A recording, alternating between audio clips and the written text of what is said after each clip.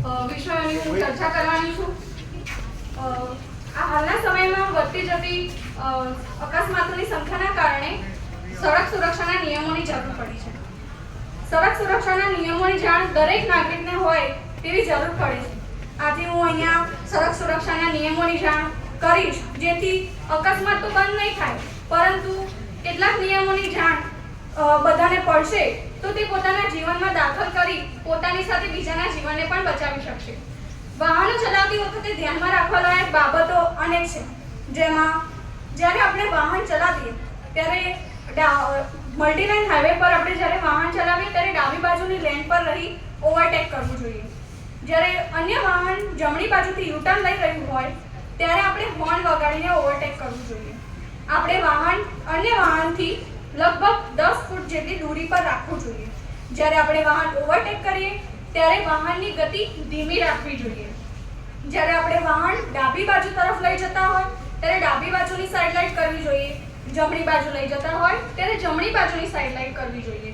જ્યારે આપણે વાહનને ઓવરટેક કરીએ ત્યારે સાઈડ મિરરનો પણ ઉપયોગ કરવો જોઈએ, જેથી અકસ્માત ન સર્જાય। ક્યારેય વાહન ઊભું ન રાખવું। તો જ્યારે એક્સપ્રેસ હાઈવે હોય ત્યારે વાહન ન ઊભું રાખવું। આપણે જ્યારે વાહન ઢાળ ઉપર ચડાવતા હોય કે ઉતારતા હોય ત્યારે વાહન ન ઊભું રાખવું જોઈએ। વાહનની ગતિ હંમેશા ધીમી રાખવી જોઈએ। ક્યારે ડ્રાઈવરે ડ્રાઇવિંગ ન કરવું જોઈએ। તો જ્યારે ડ્રાઈવર નશાની હાલતમાં હોય ત્યારે એને ક્યારેય વાહન ન ચલાવવું જોઈએ। જ્યારે લાંબા ગાળાનું વ્યક્તિને ડ્રાઇવિંગ કરવાનું હોય તો ત્યારે તેને દર 3 કલાકે 15 મિનિટનો આરામ લઈને વાહન ચલાવવું જોઈએ। 18 વર્ષથી ઓછી ઉંમર ધરાવતી વ્યક્તિએ વાહન ન ચલાવવું જોઈએ। 18 વર્ષથી વધુ ઉંમર ધરાવતી વ્યક્તિએ લાયસન્સ દ્વારા વાહન ચલાવવું જોઈએ। વાહન ચલાવતી વખતે ધ્યાનમાં રાખવા લાયક કેટલીક બાબતો। વાહન ચલાવતી વખતે ટ્રાફિક સિગ્નલના નિયમોનું પાલન કરવું જોઈએ, જેમાં લાલ લાઇટ એ વાહન થોભવાનું, લીલી લાઇટ એ વાહન ચલાવવાનું તથા પીળી લાઇટ એ વાહનને ધીમું રાખવાનો સંદેશ આપે છે। જ્યારે આપણે વાહન ચલાવીએ ત્યારે ફોન પર વાત ન કરવી જોઈએ, જેથી મોટા અકસ્માતો રૂકી શકે છે। વાહન ચલાવતી વખતે હેડફોનનો ઉપયોગ ન કરવો જોઈએ અને હેડફોન કાનમાં ન લગાવવું જોઈએ। વાહન ચલાવતી વખતે કેટલીક એવી બાબતો છે જેના કારણે અકસ્માત આપણે રોકી શકીએ છીએ।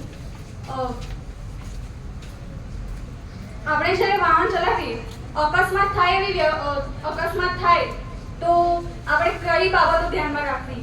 તો જ્યારે આપણે કાર ચલાવીએ અને આગ લાગે કારમાં તો અને ઓટોમેટિકલી સિસ્ટમના કારણે કારના જે દરવાજા હોય એ લોક થઈ જાય, જેથી આપણે પોતાના ગાડીમાં એક ધારદાર લોખંડની વસ્તુ રાખવી જોઈએ, જેથી ઓટોમેટિકલી કાર લોક થઈ જાય તો આપણે ધારદાર લોખંડની વસ્તુથી દરવાજાના જે કાચ હોય એને તોડીને એમાંથી નીકળવાનો પ્રયત્ન કરીને પોતાના જીવને બચાવી શકીએ છીએ।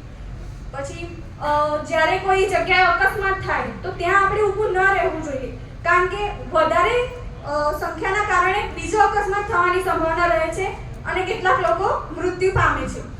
આથી હું મારી વાણીને વિરામ આપતા એટલું જ કહેવા માંગુ છું કે સડક સુરક્ષાના નિયમોને અપનાવશો તો પોતાની સાથે બીજાના જીવનને પણ બચાવશો।